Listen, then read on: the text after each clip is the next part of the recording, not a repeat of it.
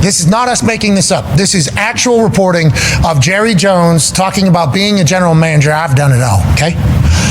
So I have an inordinate amount of confidence that, if anybody can figure out how to get this shit done, I can figure out how to get it done, John said. I've been there every which way from Sunday. And have I busted my ass a bunch? A bunch. And there's nobody living that out cutting and out shooting that can give you a bunch of times they busted their ass. So hell no.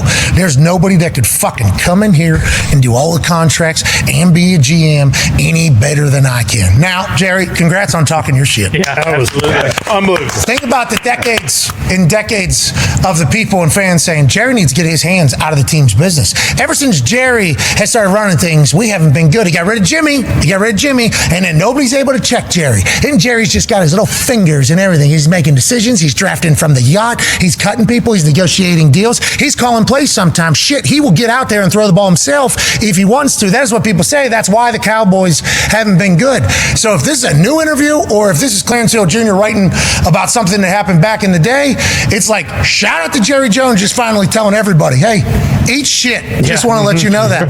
AJ, how do you feel? Yeah. Good morning, good people. Mark Holmes here, of course, with my buddy Cowboy Jobu and Bucky Beaver. And as always, I want to say thank you all for watching, commenting, subscribing, and being part of the Jobu Sports Report. Without you guys, as well as you ladies, you know that this literally does not work. We are here. We are at the 53-man roster. And at 12 o'clock Eastern, okay, literally 2 hours and 40 minutes from now, the waiver wires will open up in what is really part 2 of the draft, where players that have been cut, once they clear waivers, can be signed by your team. And this is the opportunity to try and fill in some of those holes. And we definitely have some holes, and hopefully we're going to be making some moves on the defensive line. Before we get to all of that, let's go through and deal with the drama that is the Dallas Cowboys. Jerry Jones and the standoff with Micah Parsons and David Mulugheta. We're 8 days away, people. We're 8 days away from the season, and it's safe to say, as our head coach said, that, at this point, we've got to ramp up Micah Parsons and get him ready to play. If you think that he's going to be able to play every single play at this point, he is not going to. We already know that this whole standoff has hurt the team beyond just Micah Parsons being in shape. It also hurts the team in the fact that he's not been here making other guys better, because iron sharpens iron, as they say, and having Micah Parsons there, rushing, makes everybody else on their toes. And I don't know if this gets resolved. Ideally, what you hope to happen is this, okay? You're off today, you're off tomorrow, and then you practice on Friday. Ultimately, it would be great if Micah Parsons is practicing on Friday.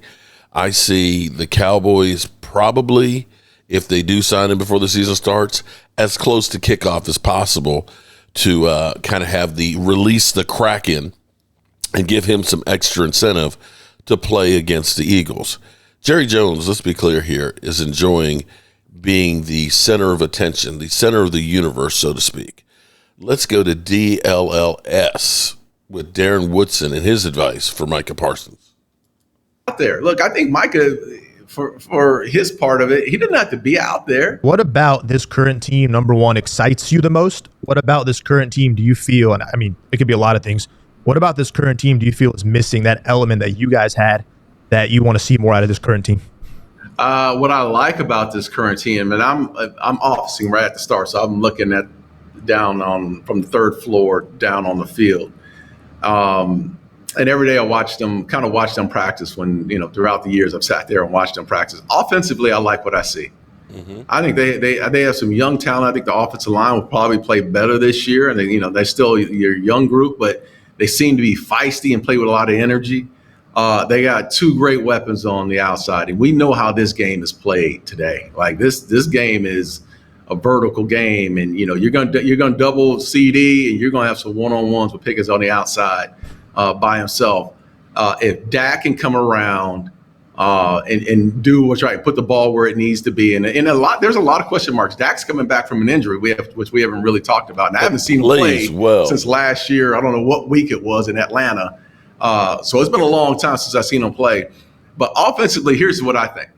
Offensively, I need to see the running game. I'd love to see a good running game just to offset things, to make them put that safety in the box and then give me some one-on-ones. And no one-on-ones outside, man. No, that's dangerous. That's dangerous for any defense to match up with them that way. My biggest question mark is defensively. It's the secondary. Your star cornerbacks haven't played or practiced in a long time, and Bland and Diggs. We haven't seen them. You're going to go to Philly without those. You're probably going to go to Philly without one of those two, and they haven't gotten a lot of time there. And then up front is the defensive line. Like that's been the biggest question mark of this team, is the front seven for the longest time. And we see it when they play teams who say, we're going to run the ball down your throat, stop it. And they cannot stop it. And that's demoralizing. Trust me, that is demoralizing when you know you're going to line up and the opposing team says, you know what, we're going to run this counter tray at you. Now stop it. And you can't do it. You can't stop it. And your offense is sitting there watching, waiting to get back on the field. And it is demoralizing. It really is. To go through that process. So they have to get better up front to impress me and or for me to think they're going to be successful this year. Woody, we'll let you go with this one, and we got to ask it because it's dominated the entire offseason. Of course. The Micah Parsons situation, right? Yeah. We hear the back and forth between he and Jerry Jones. There's a trade request. There's Jerry on his media tour. There's Micah laying down on the training table during the preseason game. Like just what are your overall feelings about it? And how would you, as someone who was a captain of a team, a leader of a business now, how would you direct Micah and just the way that he should handle himself in this situation to kind of have the light shed a little bit better on him? Yeah, I mean, look, don't show up. Just don't show up. I mean, don't lay down. Just don't show up. Just don't walk out there. Look, I think Micah, for his part of it, he didn't have to be out there. I know he's under contract, but he didn't have to sit out there and lay on the bench and do all. I mean, look, it's getting like, look, there's contract disputes. I've watched a guy in Emmitt Smith who went through a contract dispute, missed the first 2 games. Guess what? We didn't see Emmitt. He and Jerry were handling their business off the field, behind the doors, closed doors. And then Emmitt came back after game 2 and they got going. Look, I think this deal is going to get done. I'm a firm believer that this deal is going to get done. And it usually happens with Jerry like a day or 2 before the regular season starts. And then everything is, hunky-dory and everybody's hugging and clapping hands and all that. But the frustration for me just lies in, why are we always going through this process? This is not the first time. I mean, CeeDee Lamb a couple years ago, Dak last year. And then you make these guys the highest paid at their position. That's going to happen. That's going to happen. We all know that's going to happen with Micah. But why do we have to go through the charade of going through all the drama and all? But Jerry's genius is always this too. He has a Netflix show coming out. That's out right now. We're talking Micah Parsons. Every time I turn on ESPN, the worldwide sports, who's leading the conversation? Every single time. Cowboys. That's Jerry's genius as well. Whether it's good news or bad news, Jerry always wants to stay in the news. I just wish they would just get back to playing some football and getting these guys out there. Because here's my question. Here's my issue that I do have. They're going to play the defending champions on a Thursday night game, and they haven't had their best players on the defensive side of the ball out there all season. That's a problem. Off-season. That is a problem, without a doubt. That is a problem. So, Dak, it's on you, Dak. It's on you. We're going to need to score 30, 40 points a game. Now, this is, of course, that time of year where you can maybe find some people that can help you. Now, I'll point out that last year that our second leading pass rusher to start training camp wasn't on the roster. Carl Lawson. He was sitting at home on no roster, just like he is right now. The Cowboys brought him in, and because we had so many injuries, he ended up with 5 sacks. Maybe more help is there for us. There are potentially some guys that can help us. To a lot of people's chagrin, Mozzie Smith came back. And I can understand completely because, you don't move on when you don't have anybody else. And I still believe Mozzie is not the complete problem. Part of the problem is the Dallas Cowboys, what they have been doing with them. You drafted a guy who could do this, and then you asked him to do that, and he's never had to do that before. You've told him to lose weight. You've told him to gain weight. You've told him to lose weight. You told him he's a 1 technique. Now you're saying he's a 1-3 technique. He's confused. He's learning on the fly. And you've got very little else. Now you got Justin Houston. Justin Houston's a great story. Justin Houston was unblockable in preseason, but he wasn't going against the Philadelphia offensive line. He wasn't going against the Philadelphia offensive line. And we get a perception that the guys we have are great in preseason. We see them in practice, and oh my God, did you see Dennis Houston with that one-handed grab in the corner of the end zone? He's Odell Beckham Jr. And then he doesn't make the roster. We get shaded because we're talking about practice against our own guys that aren't even full go.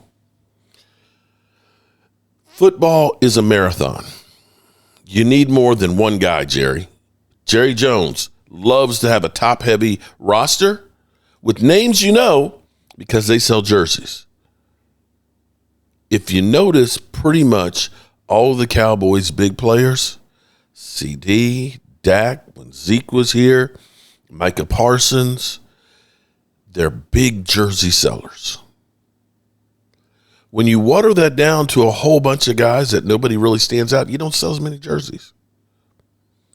And the Cowboys, excuse me, and the Cowboys, for whatever reason, interior defensive line is not that important, and they don't know enough about it. Back in the days, we had guys like Leon Letman and Russell Maryland and things on the defensive line, guys that could clog up the middle and that did damage. We have been lacking in interior defensive line being able to say, we're going to stop the run. We're going to take double teams and we're going to stuff them. We're going to keep the guards from getting at the second level so the linebackers can roam, they can scrape, and they can play downhill going to the running backs. We ain't had that. The linebackers, you on your own, bro. You on your own. So out there are a lot of young guys that have been released that are potential. Now, here's the thing with interior defensive linemen. Typically speaking, and this is why I say don't give up on Mozzie yet, is it's one of those positions in the NFL that takes years to really get good. And this is why you see guys that are in their 30s that are really still playing at elite level, because a lot of this is mental and understanding the reaction to where you feel pressure. Because nose tackle, you get hit from so many different angles by so many different people that you have to be able to react. If you're a defensive tackle, an edge rusher on the left or the right, everything's coming from one direction. I'm always used to looking at that side. I'm always used to going up here. When you are a nose tackle, you might have this gap, you might have that gap. You might get hit by the center who's trying to hook you. You might get hit with a double team where the center's hitting you in the chest and the guard is hitting you in the hip. You got the fullback coming down through there. You've got the tackle sometimes doing an influence block. You've got sometimes a tight end in motion that is snapping the ball that you don't even see that hits you in the head. And it is legal to get hit in the head. You're in the clip zone because they can take your knees out. It is one of the hardest, most demanding positions out there. Because when you get hit by two guys, you're expected to hold the line and keep that guy from hitting the linebacker. So some of the cuts yesterday of young people that could be potential help on the roster, rotations, people that we could potentially see maybe the Cowboys sign. You got DeMarvin Leal, defensive tackle, 6'4". He was with the Pittsburgh Steelers. Played 5 games last year. Didn't start any. He's, very, very raw. Numbers-wise, he's got 1 sack. He's got 33 combined tackles, which is not bad. At least there's a little bit of experience there. He's been with Pittsburgh for 3 years. He's got 33 combined tackles, 1 sack, 20 solos, and 3 tackles for loss. Am I saying that he is Chris Jones? No. But that's another guy that you can add to the rotation. He does have 3 years experience. Another one, a bit bigger because DeMarvin is only 290, 6'4", kind of lean. That's kind of more of a Dan Quinn guy because they like length.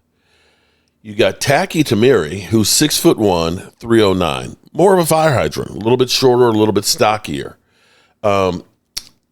Played with Minnesota 1 year, played in 7 games, didn't start any of them. 7 combined tackles, no tackles for loss, no sacks. And I will caution you guys that when you hear statistics for an interior defensive lineman, you'll look at those numbers as like he's got 33 tackles, that's it? This guy sucks.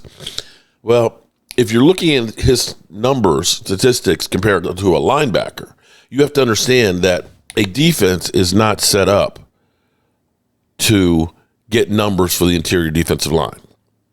Your job is hold the line, take on the double teams, keep the linebackers clean, and clog up the middle. That's it. You might get a sack or 2 here. You might go, get a few tackles for loss and things, but mainly that is your job. So you don't see tons and tons of numbers very often from interior defensive linemen. Elijah Chapman, who was released by the Giants, started 3 games last year, and that's another guy who's kind of light in the ass. He's 6 foot, 278, but not a bad run stopper. He's built more like Osa Ndigazua. I kind of need a guy with a lot more ass on him. Pause. But he did have 1 sack, 21 combined tackles in his 17 games that he played in, and 2 tackles for a loss. We also have, this is one that's intriguing to me, is C.J. Okoye, who is 6'6", 370. Now, 370 is a lot of weight, but he's 6'6". He is a big man, Nigerian, a Libra, and he is very, very, very, very, very raw. But somebody who, when you look at his size and you look at his strength, he could be one of those guys that you can just say, I need you to eat up centers. Just eat up the center, okay? Get 1-step penetration, push the center back, and just hold the line. That's the one that I would love to see on this team. Also, too, there's Brock Martin, who was with the Lions last year, and he's got 2 years experience. He's got 14 tackles in his 5 games that he's played. 17 games that he's played, and no tackles for loss. And another one that's interesting is from the Bears is Zach Pickens. Zach Pickens, of course, played for 2 years, has a sack and a half and 39 combined tackles in 26 games.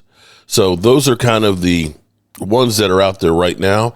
I would be happy if we got CJ. CJ would really make me happy. He's going to be very, very raw and a guy that you're going to need to coach up.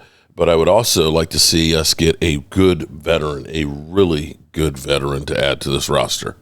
So as we go down here, as we close out the morning, of course, we have no movement on Micah Parsons, but Micah Parsons is on everybody's lips. Let's go to the tape.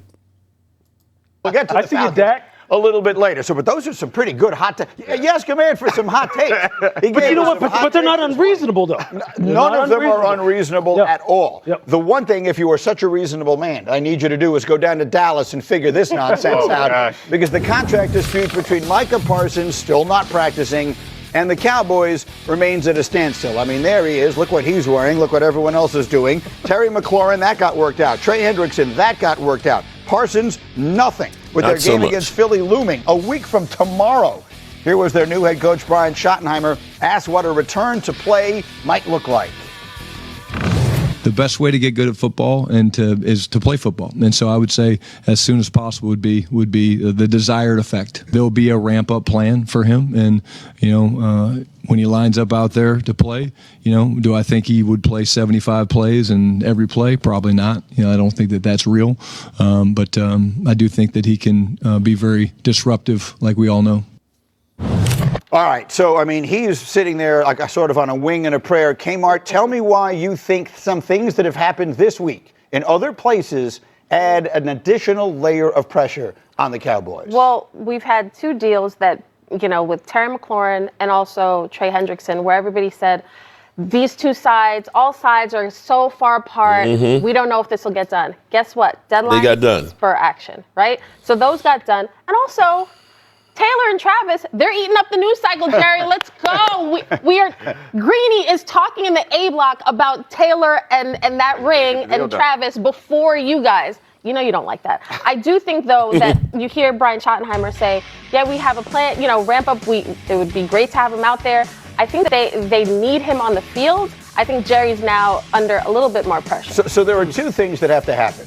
We're going to get into a moment from now whether or not he can realistically be ready to play, having really done no or next to no football activity so far in camp. But he also, a paradigm shift has to take place, Dominique. Yeah. Do you have any reason to believe it's going to? Either Jerry Jones has to change his way he's going about this. Somebody's got to reach out. To say, you know what? I'm just going to swallow my pride and whatever else, and I'm just going to go out there and do it. One thing about negotiations, especially public ones, is you need to give your opponent some sort of dignified exit. Like, there's a situation right now where Micah would have to come back hat in hand, and that doesn't feel comfortable. Like, Jerry needs to find a way, short of, because it seems like it's not going to be the contract, short of getting a new contract to allow him to come back in a way where he can hold his head high, because he's a prideful person, and a prideful person in this situation is not going to come back and then face the microphones. How is he going to feel when he's been telling us, oh, I want to part ways with the Cowboys. Right. I want to sever ties. Money is the key to end of and then your I'm woes. Show up on Thursday and rush the passer afterwards, have to answer questions. They're going to say, what happened? I don't know. I just want to play football. That's not the Micah Parsons that I've gotten to see so far in his career, and Jerry's setting this up for this to go poorly. It's an interesting point you make. Mike Tannenbaum, longtime general manager, has said many times, both sides have to give a little bit. You have to let both sides feel as though they won a little bit. So there's that. So whether or not there is even a plan that has him on the field a week from tomorrow night remains very much a question. Now let's get into whether that's a possibility or not. Harry, do you believe that a man who has done no or next to no football activity all the way through to today, which is August 27th, can play in an NFL game a week from tomorrow night? Not the way Micah Parsons wants to play the football game. No, not to be dominant and be that game record that we've seen him to be. I also think it's organizational malpractice. If you sign this guy to a contract, if that gets done 4 days before the Thursday night football game, and you say, hey, Micah, go out here and do what you do best. I think you have to protect your investment, protect your player, but it's also about the longevity. I think it would be irresponsible if they decide to do that. That's basically essentially what Damian Woody said, sitting in that exact spot, taking up a good deal more space than you do yesterday. Lewis, you made an interesting comparison this morning, because we have seen this before. Yeah, look, Aaron Donald in 2018 sat out all of training camp, signed the day after their last preseason game, signed the richest contract in NFL history outside of quarterbacks. What did he do in 2018? He had 20 sacks. Yep. He led his team to the Super Bowl. Here he comes. He won his second consecutive defensive MVP. Now, Aaron Donald, if you watch any of what he's doing now in terms of the way he works out when he's not even playing, I'm sure he was busting his rear end, making sure that when that contract signed, he could hit the ground running. That's the only question I would have with Micah right now, is what exactly is he doing, even though he's not practicing football right now.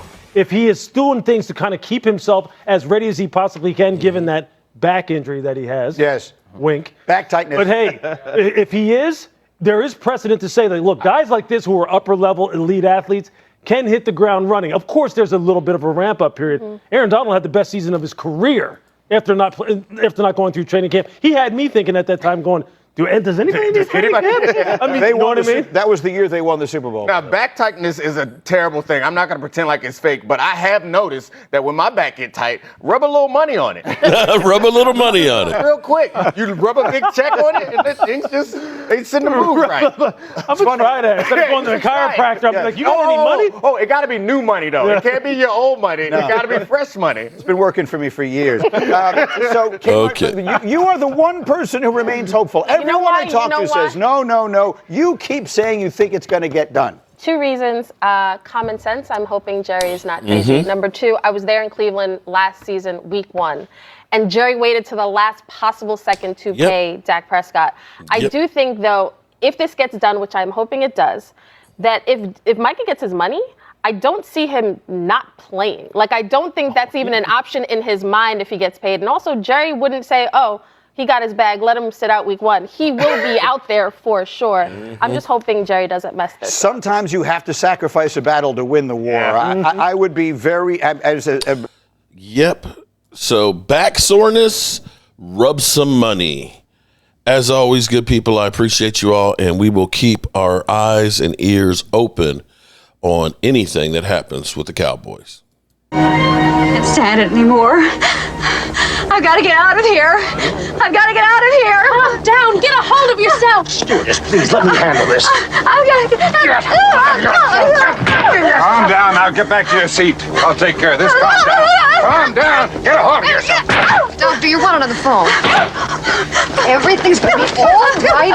Please. Sister, please, I'll handle this. I've got to get out of here.